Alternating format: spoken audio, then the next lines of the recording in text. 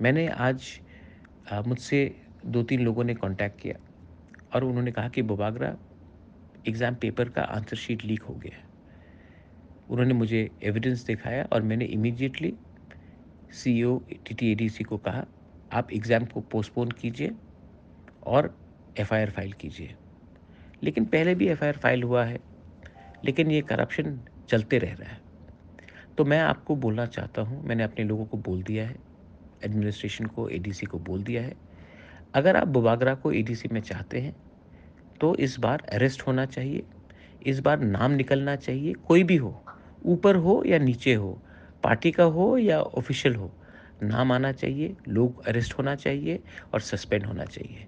इतने लोग बाहर से आकर एग्ज़ाम्स कर रहे हैं, इतना कष्ट उठाया है लोगों ने और ऐसा रकम का गंदगी। मैं आप सबको अश्योर करना चाहता हूँ कि इसमें मैं खुद देखूँगा, लेकिन इस बार अरेस्ट होना ही होगा, इस बार सस्पेंशन होना ही होगा और बहुत लोगों का नौकरी जाना ही होगा। अगर आज हमने ये नहीं किया ना, तो हम लोगों का ही नुकसान है, पार्टी का नहीं, एडमिनिस्ट्रेशन का नहीं, हमारा बच्चे लोगों का नुकसान है।